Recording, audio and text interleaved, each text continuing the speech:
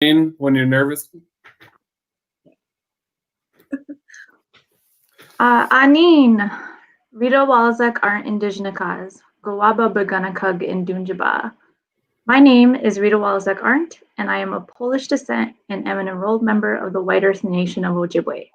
I work at the Minnesota Historical Society in the Native American Initiatives Department as a collections outreach specialist. I want to acknowledge that even though this is a virtual event, the Minnesota History Center in St. Paul is located on the traditional territory of Dakota people. Minnesota is centered within Dakota creation stories and is also an important place in traditional Ojibwe history and migration. And this region is a significant location in the histories of other Native nations. We pay our respects to our Indigenous ancestors of this place. Thank you for joining us today for our Brown Bag History. This past Monday, we celebrated Indigenous Peoples Day. Today, we want to continue the conversation by having a discussion with alumni from the American Indian and Native American Undergraduate Museum Fellows Program that has been offered at the Minnesota Historical Society for nearly a decade. The Museum Fellows Program is designed to encourage Native undergraduate professionals into a career in the museum field. We do this through a reading intensive seminar, as well as internships through the museum or one of our historic sites. With this experience, we hope to expose more Native students to the heritage studies and public history fields. I have to admit that I wish there was a program like this when I was an undergraduate student, and I often share my jealousy when I spend time with the fellows. Over my years at MNHS, I have had the opportunity to be part of the fellowship program in various ways, and it has always been a highlight of my year. I am pleased to be joined by 4 alumni from the fellowship program. Each will introduce themselves and share what they are doing now. David? Asio, I am David Breezy. I'm a member of the Cherokee Nation of Oklahoma. I was a fellow back in 2014, and I currently work at Jeffers Petroglyphs in Historical Society. Thank you. Ampente washte, chante washte na pechi zapi, Selena over machiapi naha, sisi tuan wakpetua Dakota Hamacha, Yankton, South Dakota Hamataha, wana wase wakpa Edwati. Good afternoon, everyone. I greet you all with a good heart. My name is Selena Overa. I am Sisseton Wapaton, Dakota, and I am from Yankton, South Dakota. I participated in the program in the summer of 2019. And I recently just graduated with my Bachelor of Arts in Native American Studies from the University of South Dakota. Halmadakiapi, Chantewashtin Epichuzapido, Adam Hemiedo, Damakotado, Pajutazizi Okapi, Edwati Ka Hematahado, Ocheti Shikomi, Sisituan Kawapetuan, Hemacha. Hello everyone, greet with a handshake from the heart. I am Adam. I am from the Upper Sioux community and I currently live there. I'm from the Sisituan and Wapetuan bands of Dakota of the Ocheti Shikomi. I did the fellowship in 2015, so over 5 years ago now, and I'm currently a community cultural liaison at the El Medicine East High School, as well as a adjunct faculty member at Southwest Minnesota State University. Hello everyone, my name is Maggie Thompson. I'm Fond du Lac Ojibwe. I got my Bachelor of Fine Arts from the Rhode Island School of Design in 2013, and then I was a fellow in 2014. Currently, I clean houses part-time, and then I also run a studio practice called Makwa, where I do knitwear and other fine art, mixed media, textile work. And then I also do some teaching with youth in textiles, and am also a curator of contemporary Native art. Thank you, Frank. And I'm glad you are all here to have this discussion. For those who are tuning in over Facebook or YouTube, please submit any questions you may have for the panelists in the comments. We will have a Q&A section towards the end of the hour. As we start the questions, I want to make sure to center the conversation on the importance of Indigenous representation in the museum field. Museums are colonial institutions, and it is necessary for Indigenous perspectives to be included in order to accurately represent our people through exhibits, programming, and resources. With that being said, let's get into the discussion.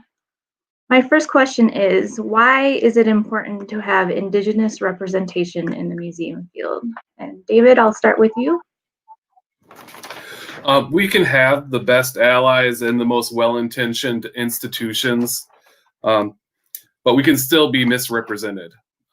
It's important that we have Indigenous representation so we can speak for ourselves and tell our stories from where we come from.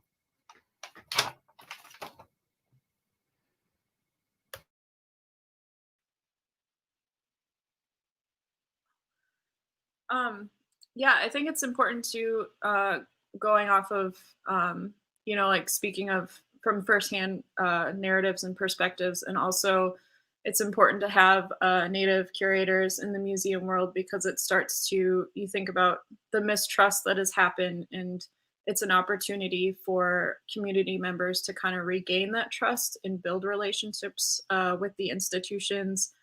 I also think there's a lot, like Native people have that understanding and recognize the importance of objects and the importance of properly representing them and storing them, and and then also just the importance of involving community, versus just having one person talk about a culture or people. It's more communal, so and participatory, so they like include people in educational opportunities and all that stuff too. I agree with you, Maggie, especially the way I guess Native people are the way they're represented, but also the contributions that communities can make to these institutions. Not a lot of rural communities, especially if they're reservation, they don't really have that access to institutions, especially one as big as MNHS. So having those Native people in there and knowing that, being able to bring in community members and getting a more firsthand experience and firsthand accounts of what we can put into museums, and especially what we can improve as well.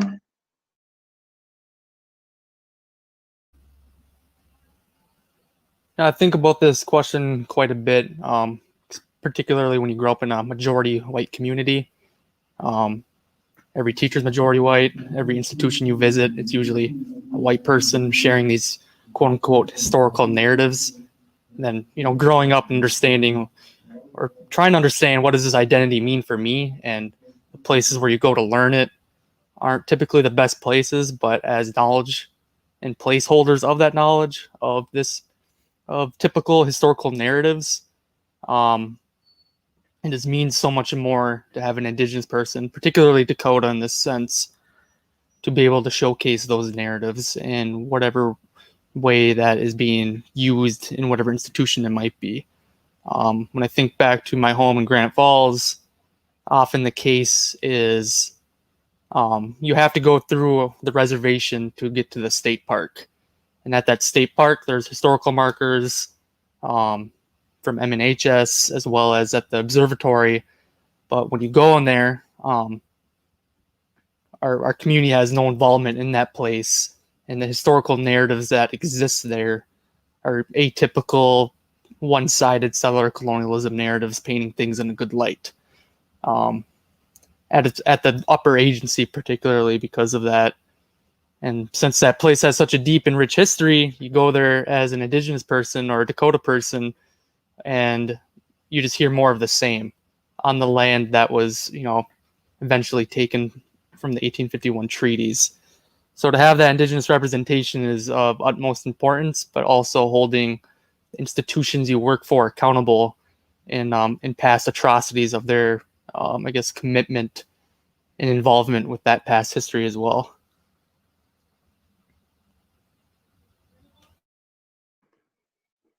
Thank you for sharing all of that.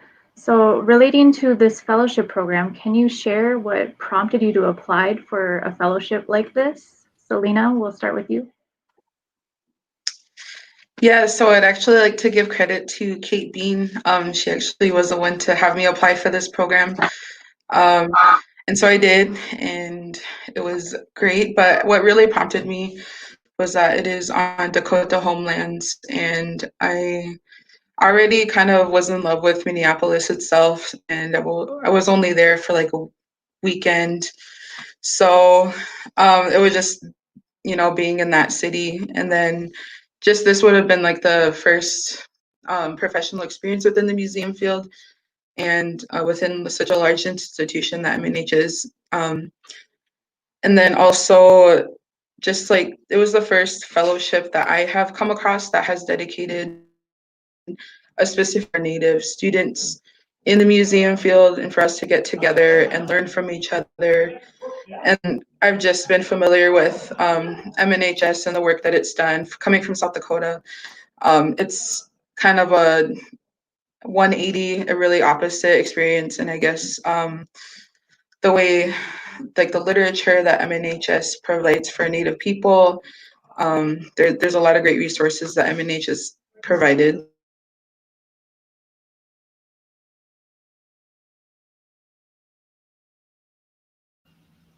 Here, I'll go next here. What prompted me to do the fellowship or apply?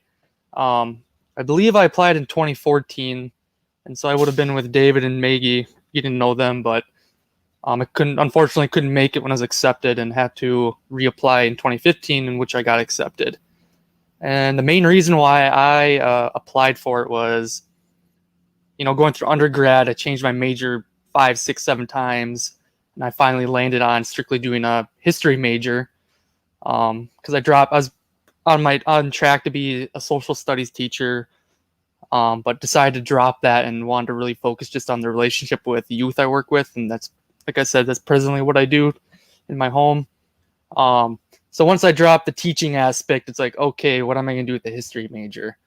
I think I had a friend send me the information from the fellowship. I read it over, and really I just applied for it to learn basically more about institutions, historical narratives, as well as Indigenous perspective in those places at that time.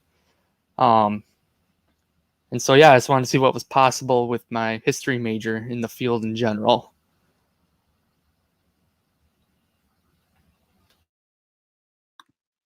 I was really interested in applying to the fellowship after school because, well, first of all, I was, I think, one of like 3 Native students at RISD, and also did my body. It was like the first time I had really started exploring like my connection to my Native heritage and talking about issues within the design world. And I had also, so coming back home, I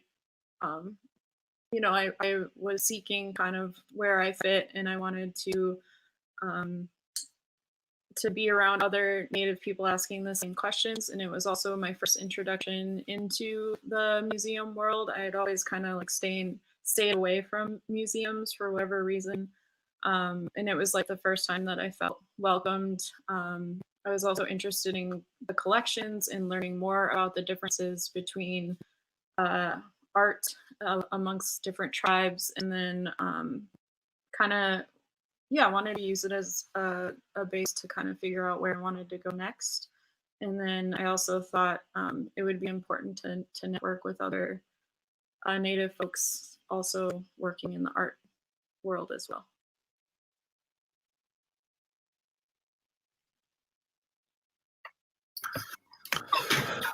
The reason I joined the fellowship is because in 2014 I was part of the McNair Fellowship Program, and that had lost funding that year, and my original opportunities and trajectory had changed. And this program was presented at American Indian Night at Minnesota State Mankato. And Natasha Hilt presented it afterwards, and it sounded like a fantastic opportunity.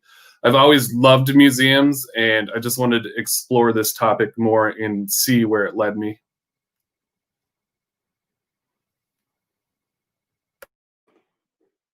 Great, thank you. My next question is, what was your most memorable experience about your experience during the fellowship program? And then how would you kind of describe the fellowship to those who haven't participated? And Adam, we'll start with you. Since it was so long ago when I was like kind of thinking about this question, I kept going back to just basically not the connections like within the program itself, the offhand conversations, particularly with some of the elders that came along with. One of those elders, Rob Morrison, I believe he was Canada, Anishinaabe Ojibwe. He just recently passed away this year. And just hearing, the elder perspective, learning some insights of the culture, what some of these words he understood meant, like spiritually speaking anyway, and also cross-referencing some Dakota Ojibwe words that have similar meanings too. So him at that time, having those conversations with elders, then Bob Larson as well from the Lower Sioux community, who I got to know fairly decently. And then doing the typical, Indigenous person thing of who do you know, who you're related, and you realize you're far more closer together than you'd ever think so. Just then I met another person who was from my community. I never got to, and her and I still chat every now and then today. But just to meet her through that program, and she was a graduate from Morris, exploring the field as well, and just sharing those community stories together and the different perspectives because of our age difference. So those are like the memories that come back to me, are just those like mundane conversations where almost like you explore each other's humanity in that regard. How would I describe the program to people who haven't participated anyway? Man, I would say it's a place to learn, because I had no idea how the museum field worked whatsoever, what it could look like. I just knew I needed to learn about it more if I had a history major. So be prepared to learn like the inner workings of the museum field, or rather the community spaces with museum aspects in them as well. And my shtick is narrative sharing, particularly. It's just a huge learning experience, and you're going to learn things that you never thought you would learn, and how those type of places and institutions run from the get-go. So that's what I would tell anyone about it.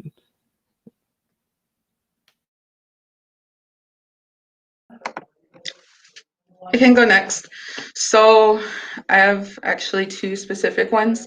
First, when we would go see different historic sites, and at Bedote, there was Fort Snelling there. And so our group went out to go see it. And it was kind of not the greatest experience, I guess. It was kind of a gloomy, rainy day. And it was Fort Snelling, where it was a concentration camp, for Dakota people in the 1860s. And so that was, just kind of being there for the first time was really heavy. But then also we had a panel. We went through a 2-week seminar series. My program was different from the other ones. It was 10 weeks long, and the first 2 weeks we had that seminar series. And one of the last few days, we had a panel of the Native women that are at MNHS, and kind of experiencing Fort Snelling, and then having those Native women there that work there. It kind of was a personal moment for me. It reinforced my place within MNHS, within the museum field in general. We're not, according to the, Alexander Ramsey, we're not supposed to be in Minnesota. And so that was kind of just a powerful moment for myself. And then the program, it was life-changing for me, I would say. Mostly, I have to thank my cohort, the other fellows that were in the program. We got very close, and like Adam was saying, sharing stories, seeing who you're related to, and all the people that Indian country is small, so we had a lot of connection, and we were able to have a great relationship after that. And share more of each other, learn about each other, learn what each person does within the museum field. It was a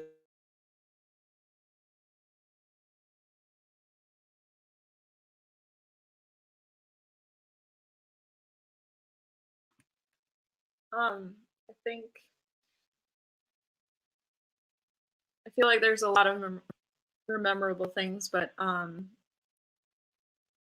you know, I think it was like the first time that I had, or things that I think about most often is it was the first time that I had been challenged to ask questions in regards to institutions and their relationship with Indigenous communities, and then which also made me think about my own practice in the art world, and you know, think about what efforts they're making, the relationships they're building. I think there's a movement that I've noticed that museums are taking to collect work from living artists and gathering those stories now. And you know, it was, you know, I've been around art my entire life, but I was never encouraged to critique them and kind of notice the differences between them. So that's something I was really important. It was also really challenging to interpret because you were learning so much. Like Adam was saying, it's at least for our group, I remember reading a lot. I remember having to keep like a notebook and like write down our thoughts, something which I still have and still reference from time to time. And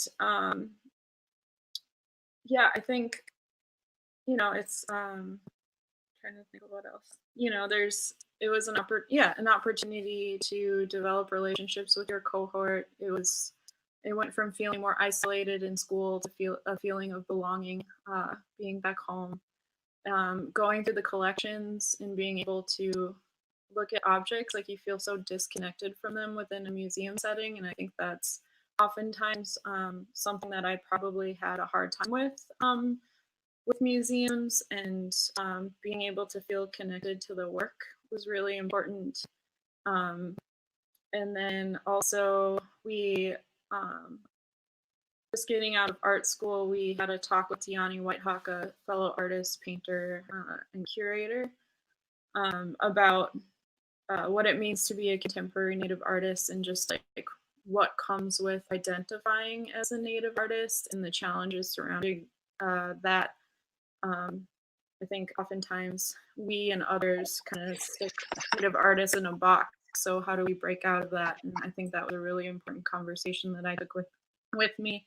It was also the first time that I had learned about NAGPRA, the Native American Graves Protection and Repatriation Act, and just things that I've never heard of, never thought of. When I looked at objects in a museum, I didn't think about whether, you know, like it's a living object, it's sacred, you know, it still holds great significance to living people and communities today. So I definitely walk around a museum very differently now. You know, it was an opportunity to learn about other tribes in Minnesota. And then another significant time was, I think at the current time they had an exhibit about boarding schools and the effects of boarding schools, which I took to heart just because my dad had attended Pipestone, and we also visited Pipestone, and that was an experience that he never really talked about. So I think, you know, it's a great opportunity to learn after, you know, when things have been taken away from our community. So it's yeah, it just had a very emotional impact, and then also intellectually, like it felt good to be encouraged to ask more questions as well, and to be supported through that by mentors in the cohort.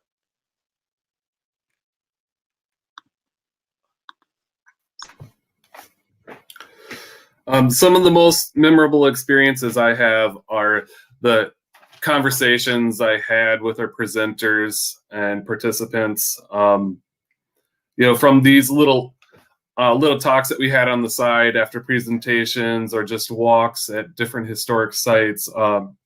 a lot of big opportunities came from those. I was able to meet, future mentors like Chris Taylor, Coral Moore, Ben Gessner, Ben Leonard, and Tom Sanders. Thank you to all those people. You've been very influential.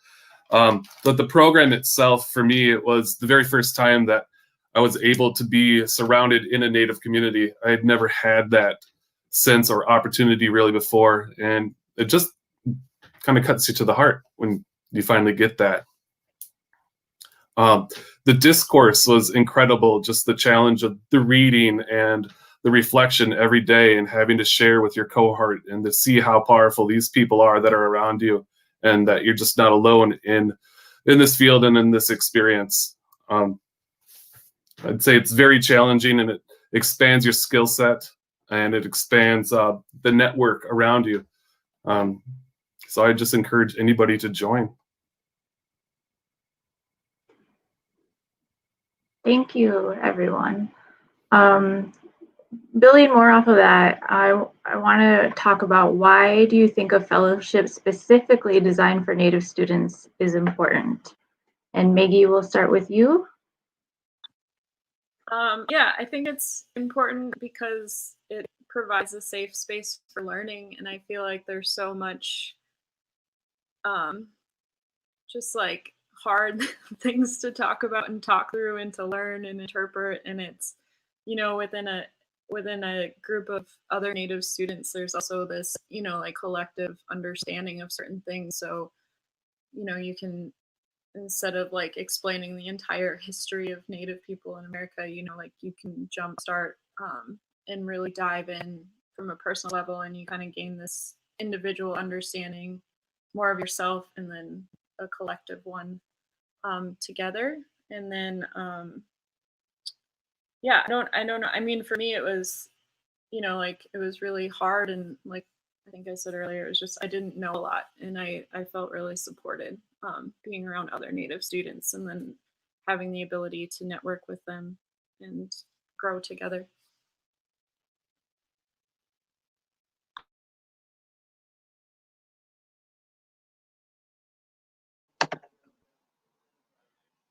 I'll go next. So I think it's really important, agreeing with Maggie on a program just for Native students. It is a safe space, for us to be ourselves. For me, it was just having other Native students from other universities who have experienced the same, I guess, kind of experience what it's like to go to a predominantly white school. So being able to share that and knowing that you weren't alone in your college journey. Most of us were done or had another semester or two to go. So knowing that, we have that support throughout the country basically, and that, we need to be in this field, we need to be out here, kind of challenging these people that run these institutions and, making sure representation is up there a lot more. And just being able to, I think a really cool thing is just sharing each other's cultures and like how we would do this, and just the differences and similarities in that.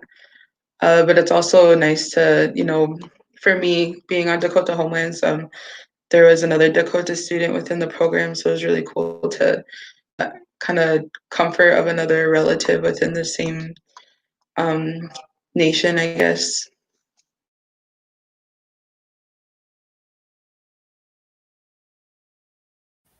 I'll go here. I think it's really important to design it specifically for Native students.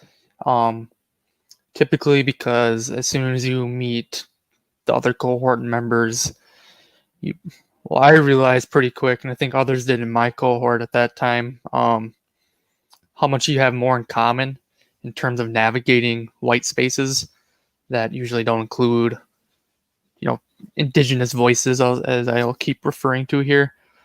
So developing that sense of a community around a shared cause of understanding and navigating those spaces, and asking those critical, hard questions with the support from whoever's in the cohort facilitating those discussions in the first place. I guess, for lack of a better term, creates that safe space to explore one's own identity in those institutions, as well as holding each other accountable, and most importantly, holding institutions accountable, and hopefully together. Not to say that we can't disagree with one another, but to have that space to do all of those things together I think is highly important as Native people.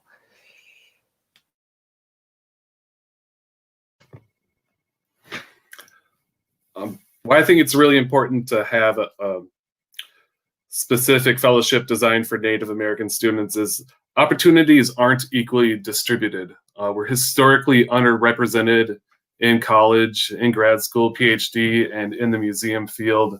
And if the museum field wants to take representation of Native people seriously, they need to create opportunities for us. And this is a great way to do it.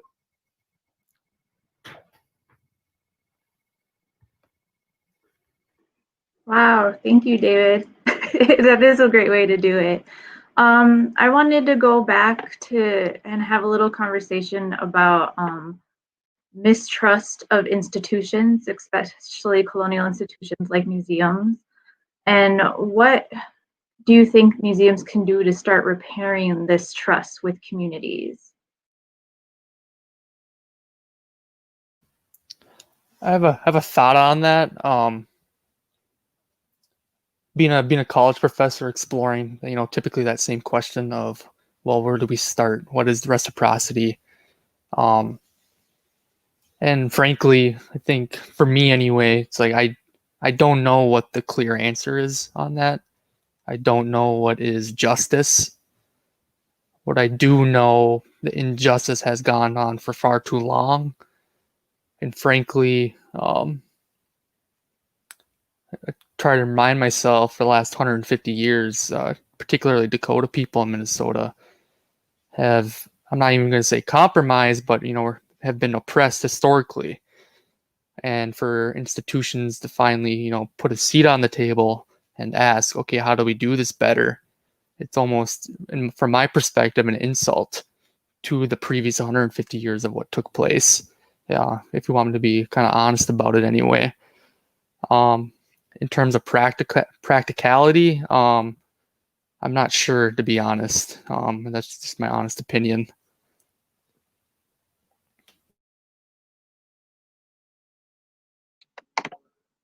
I agree with him. Like, there's not really a straight answer.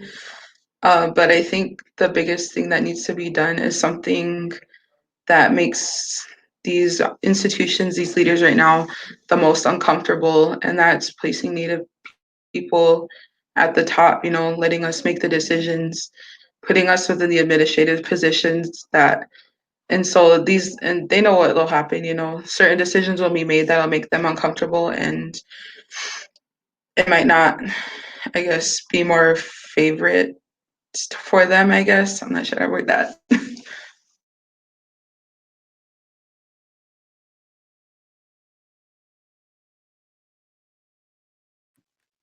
Yeah, I mean, I would agree with you guys as well, and then also just, I mean, emphasize like hire more Native folks. Like I feel like with people in those important roles, like they bring community with them, they bring opportunities to Native people, and then shoot, I forgot what I was gonna say. David, you can go. I'll think on it.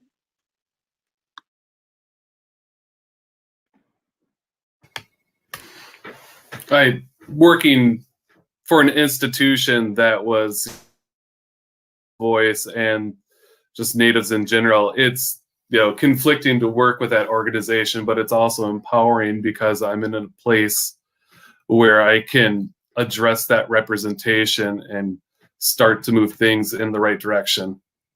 And I think it'd be important that more natives get involved either through the institution of getting hired, or just in a community level with different projects. The more natives we can get involved, the more change that we can have. Thank you so much. I just want to remind our viewers to please put questions in the comments. We will get to them in just a couple of minutes here. And I'm going to ask a question targeted for each of the panelists. So David, what are things that you keep in mind being an Indigenous site manager at an Indigenous site? That I work at the best place on earth. First and foremost, it's great to work there.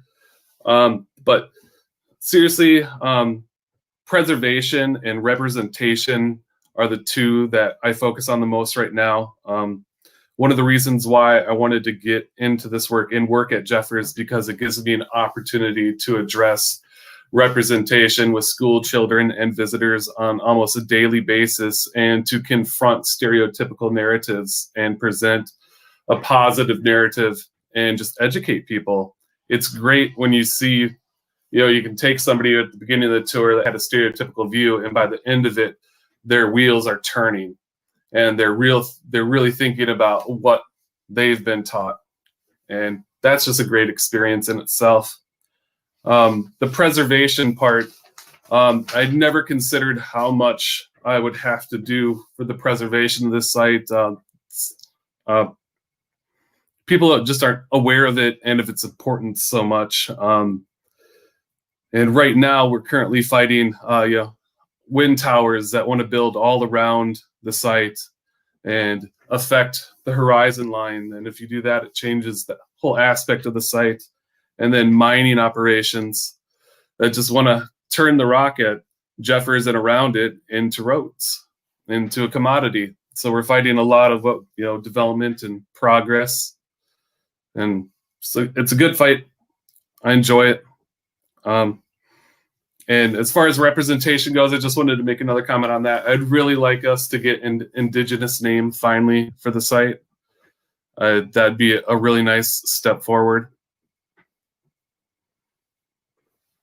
Thank you. Great. Thank you so much, David. I'm so happy that you're at Jeffers. I need to come visit you soon, that's for sure. So Adam, since you work with the youth and with college students, how has the COVID pandemic kind of changed how you engage with youth? And then how do you try to continue to talk about these things when it's like we can't go to museums, we can't go to these sites necessarily, and what do you do? That's a very loaded question. I think mid-March, when the governor made the order to shut down the public schools, the kids were allowed to come back one day to gather all the things, and they had a million questions for me. And often being that person of trust and reciprocity of respect between me and young people, asking for advice, and they helped me out too. Of course, I had no answers for them at that time. I had no idea what was going to happen. I didn't know if it was going to last 2 weeks, a month, the whole school year, whatever it might be. I just said, I don't know. I don't know what to tell all of you. I don't know when I'm going to see you again. And that part scared me, was I guess, not knowing how long this is going to go at that time. And in the first couple weeks of no kids in the school whatsoever, it definitely did affect my well-being. And then all I really could do, it really inhibited my, I guess, community role of, my job isn't just a job. It extends out into the community on an everyday basis. It's a small town I'm from, so I always see kids every day. And that was the only place I could see them, was just in passing in public after that. Other than that, through my job, all we could do was try to teach them how to Zoom, call them, text them, message them, do whatever just to keep checking in on them. But I mean, it's just not the same having them in person whatsoever. And so by the time then the school year ended, the Minnesota Department of Health and the Department of Education released guidelines on having kids in the school through the summer. My coworker and I jumped on that. Under the criteria, they needed credit recovery and so on and so forth. But the real goal was just to get them in the building, for them to have a space for themselves again. And throughout the summer, for about 8 weeks, we had 6 to 8 youth 3 days a week, with facilitated dialogue with my coworker and I at that time. And most of that dialogue revolved around the social justice issues happening at that time. and the youth not knowing how to like sift through all the information, believe what's true from the media, so on and so forth. Now, up to this school year, we're in hybrid, so it's every other day I see kids. Some have chosen to stay at home for distance learning. So it's better. It's still not ideal, but it's much better than last year. In regards to my college class, basically I went right to Zoom. I was prepared to do that. Still wasn't fun. And this year I started in person for the first 2 weeks. Then my college started seeing rises in cases. Then the same thing, just in rural Minnesota in general, cases were rising or still are rising. And now I'm already back on Zoom for the duration of the semester for my college class. It sucks, I'm not going to lie. It's very hard to read the room and see if your teaching style or pedagogy is working properly. But, we'll get through it eventually. Thank you, Adam. Selena, as a recent graduate, what advice would you give to other Native students that are interested in the museum field? So it might be a little different now because of COVID and everything. I guess something I did was I would volunteer. So we have like a small university museum here. So volunteer and just, put yourself in that space. And there is a lot of literature. There are, some good resources out there for Natives who have been very successful within the museum field. Definitely read up on that literature. It's kind of scary to like picture yourself within this field, especially with how museums started and the relationship with Native people. It is really hard, and kind of being a recent graduate, it's not, for me, I've noticed it's not that really different from being in a bigger, predominantly white institution. You kind of deal with the same type of issues, but it is to be one of the few Native people within that area. So, yeah. Thank you, Selena. Maggie, my sweet Maggie, how have the events of this year changed how you are engaging with the Native community? Yeah, so I think one thing I've been trying to do is activate people to use their skills. So when the masks, the PPE shortage started happening, I tried to do videos of telling people how to and share resources on how to do masks and make masks for their communities. And then out of that kind of came the ribbon mask project. So we're which was to help sustain myself, along with donating to cotton masks to mostly Native communities or other BIPOC communities, and then also hospitals and other care facilities. And I think out of that, it was kind of, like in a time of like isolation and feeling so lonely, I wanted to create like a visual way for people to kind of feel connected. Like I think of, like when, I don't know, if you see someone walking down the street with like their bead earrings, you're like, hey, like you're Native, what's up, what tribe, where are you from? So kind of like that connection, and then also to protect people in our community. Rita has one. And then and then also just trying to really encourage the idea of taking care of one another, and especially those who are more vulnerable. And then I think during the uprising, we did a huge push with Jada Gray Eagle, and I think we had worked together, so activating community to, I think there must have been like 50 volunteers who would like go home and sew during the night, and then we'd be passing them out at protests. So it's and then I think just, I would say, encouraging people to use their skills in a time of need and thinking of how they can contribute. Like I'm a textile artist, I know how to sew, other people are like tech professionals and can help people like set up Zoom calls or, like, and people want to feel connected. People want to help. So. Thank you so much to all of you. I think now apparently we have lots of questions, so we'll start taking questions from our viewers. Brad Bredehoff says, Native people, like other BIPOC, are not well represented in museums and other cultural institutions due to many systematic factors. What suggestions do you have to get better representation and make cultural careers more attainable and available?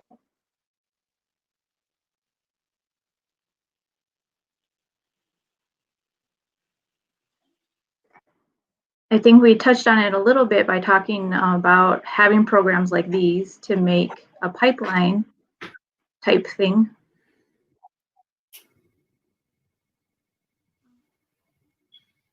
Yeah, I think opportunities, like gaining interest. I feel like we're still in like the very beginning stages of, like getting people interested in curating in museum studies or like Native writers, filmmakers. Like we're kind of still in that incubation, and you can see how it's been building, and that there are more and more and more. And I think the more we can support each other and create those like what opportunities like MHS.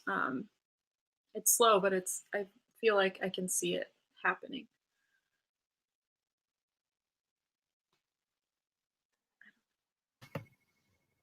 I kind of touched on this a little bit earlier. Mostly, just like hiring Native people within those higher positions. They tend to, if you hire like a director position or administrative position to a Native person, they're more likely to, advocate for an opportunity for these Native students or to bring in other Native employees within the institution, not only like fellowships and internships, but permanent and more sustainable positions that'll last longer, and to know that they're able to keep up Native workers and employees that'll last longer.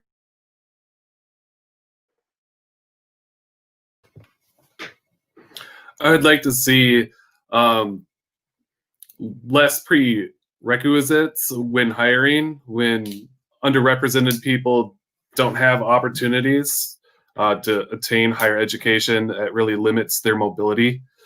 So if we could focus on correcting those prerequisites and then creating training opportunities so that they can gain the experience needed for the field or gather it while they're working in the field.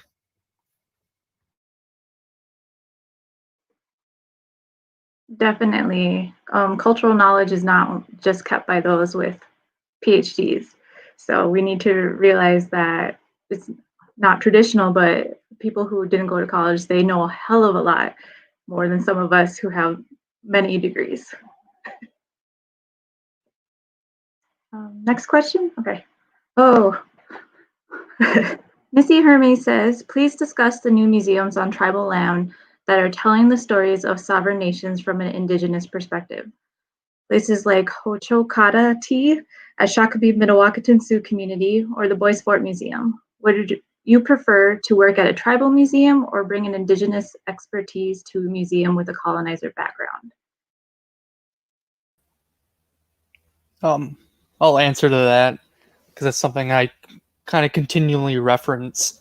My time in the fellowship, the best experiences in terms of those spaces with museum-like qualities, I often call them, were often community spaces embedded in community. It wasn't a foreign institution entering community to create something, but rather a community space that just so happened to have, again, museum-like qualities to it, to showcase culture and identity of that community. So with that being said, I would definitely much more prefer, if I ever transition career fields at this point in time anyway, to work for a Dakota community that has their own institutions set up. I think of Lower Sioux community and their the lower agency there, that I think it took them for some time for them to gain majority ownership of that historical site from MNHS. With that being said, that means they have creative control of what that place looks like.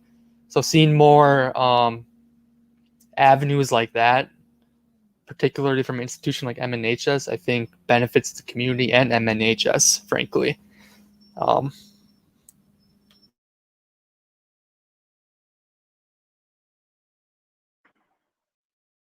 Okay, thank you, Adam. Next question. Olivia Kears asks, regarding repairing trust, is there a good place for a museum to start building a relationship with their local Indigenous community when one has not existed before?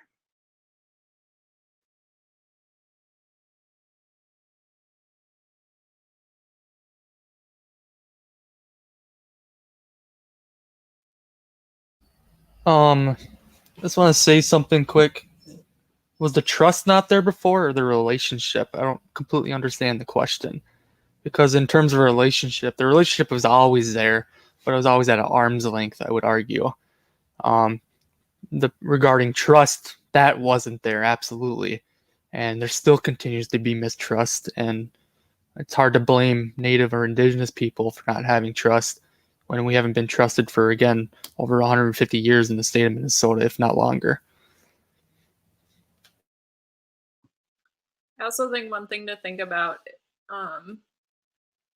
is like a lot of places will like either pull in someone who's Native or go to an event one time. And I think like, you know, like building successful relationships is being actively engaged in like meaning it, and like, you know, it's not just a one-time thing. You're not just checking off something. So it's you know, like really becoming familiar with those people and putting in the effort at like a genuine human to human level. Yeah. Great, thank you. Colleen, she asks, what would you like to see happen at Fort Snelling to acknowledge its role in colonial oppression and genocide of Dakota people? If you don't want to answer this, you are feel free to not answer at all.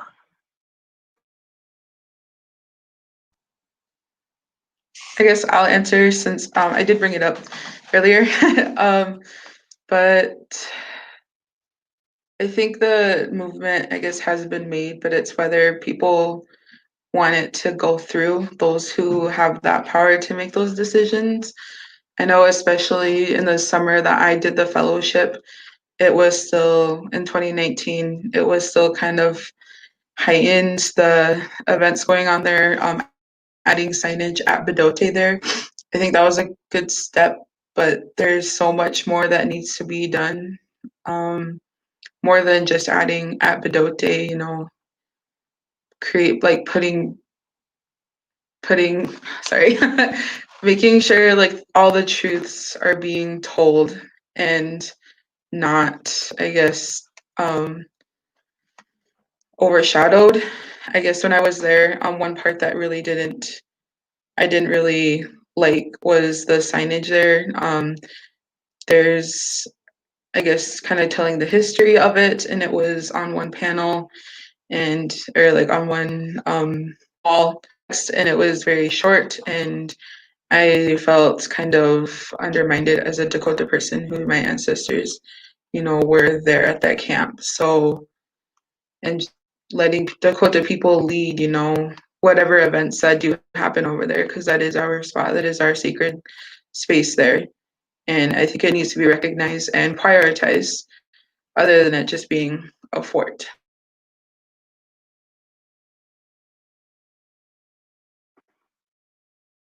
Thank you, Selena. Ben Gessner writes a long-winded question. A unique aspect of this program seems to be the elder participation. For those of you who had this experience, did you find it useful to speak with the elders after you learned about some of the painful history of museums? And Maggie, you mentioned earlier DAGPRA and other things, and also when visiting collections as well. Oh. No, I mean, it was very important. It was the first time I had really spent significant time around Native elders, other elders, like, and I think for me, I just did a lot of listening. You know, it was during all of that stuff because it was so new, and I feel like it's something you just, I mean, you still process it. I'm still currently processing all of it. Yeah. I think it's almost one of the most important aspects of that program to have that grounding elder, share their experience of why something like this is so important, given the historical oppression that they went through, given that NAGPRA wasn't a thing until the early 90s, and that they grew up at one point that was still illegal to practice our own spirituality and religion in Minnesota and the United States in general. And so with that being said, it was almost as if we can, on one side, I want to be critical of the program, make sure holding it accountable to its high standards. But on the flip side, seeing an elder never have an opportunity like this in the first place, as David mentioned before, having opportunities available through institutions. But at the same time, like there's so many layers to it, not being complacent, just having a seat at the table either. But having that elder to kind of ground the narratives and the experience we were going through was, relieving for me anyway.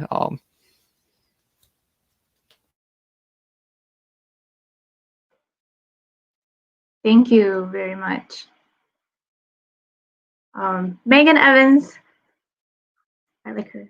Emotional labor is the process of managing feelings and expressions to fulfill the emotional requirements of a job. For example, the effects of constantly correcting misinformation about Indigenous people and history. In what ways can non-Native colleagues better support Indigenous colleagues with emotional labor? Thank you for asking, Megan. She is one of our non-Native colleagues at the Historical Society.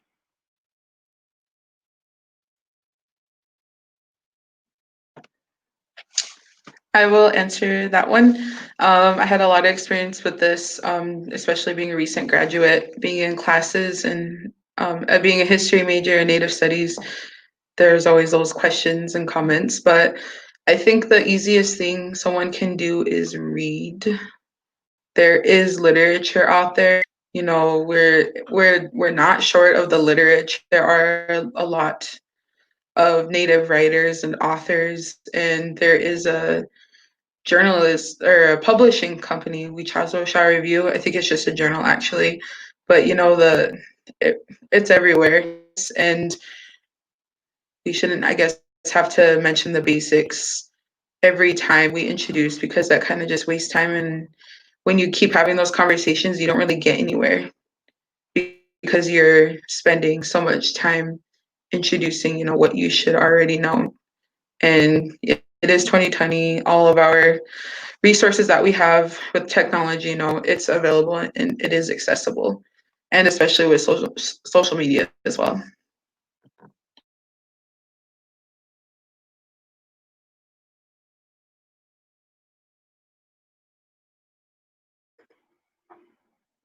Okay, great. Thank you so much, Selena. Okay, Delaney Sieber asks, what are your thoughts on the Our Home Native Minnesota exhibit at the History Center? I'm not sure if all of you have been able to see it since it just opened in December. David, have you seen it? Yeah, David, so what do you think? I saw it very briefly with my eldest daughter. I think it's wonderful. It's a great space. It does a great job of representing many different Native people and voices from the past into the present. That was what I appreciated most about it, how it covers that breadth of information.